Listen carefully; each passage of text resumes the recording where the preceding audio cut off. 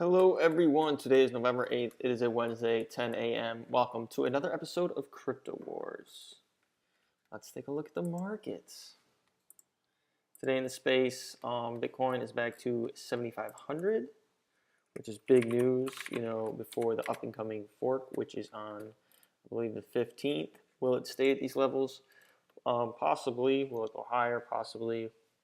Will it go lower? Possibly. I'm not really too much of I don't like giving so much, strategy based on price and things. I just like to talk about, what's going on with certain projects, and then speculators can speculate. So I'm amongst the speculators, but just to openly say what's going to happen, it's just so unpredictable, with the given news. You never know what news is going to break.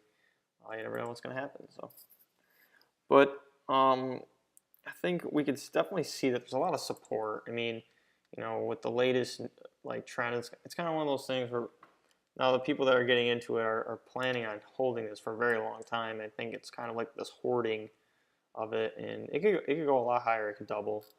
I think what could happen too is it doesn't necessarily have to be like a push and pull between the alts and BTC. They very well could go up together. A lot of times that happens. A lot of times there is a push and pull, but it's not always. Sometimes they correlate, sometimes they don't. We saw them correlate actually when when BTC first ran up to about 2,500 or 2,800, the alts were actually going up with it, but the alts were just surpassing it, right? And then we saw the alts slow down the second time it went up, and then the third time too. So it'll be interesting to see what happens, this time if BTC does surge higher. It's not necessarily, again, push and pull. They could both very well correlate. It'll be interesting to see what happens. That's all I got to say as far as mainstream stuff. Also, I want to talk about Peercoin a little bit. And Peercoin has a soft fork. I think it's December 15th, which is about a month and 10 days away.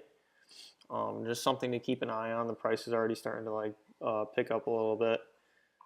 And I'll leave a link to the Peercoin fork watcher where you could see if 90% of the blocks are mined on the new client, then the fork will go through, which it already looks like it's going to happen. It's already at 25% after a week. So yeah, I'm not sure if it gets more difficult the closer or the higher the percent gets, but we'll see. I think the Peercoin team has, I don't know, they've just been in it for so long. And I think Peercoin is kind of like one of those old school currency coins, similar to Vertcoin. And, I called the whole Vertcoin thing, when that happened. I called that months before it happened.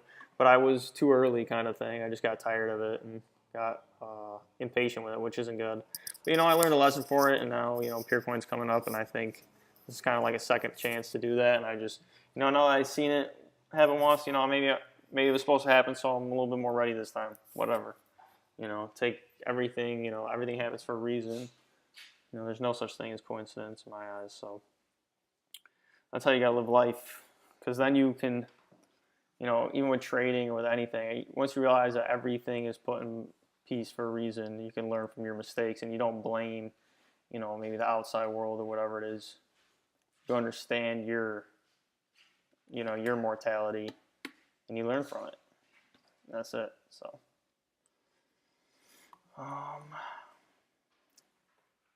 trying to think about what else I could talk about. I don't know. It's just same old news, really. I think there's a lot of hype coming up, and a lot of people are,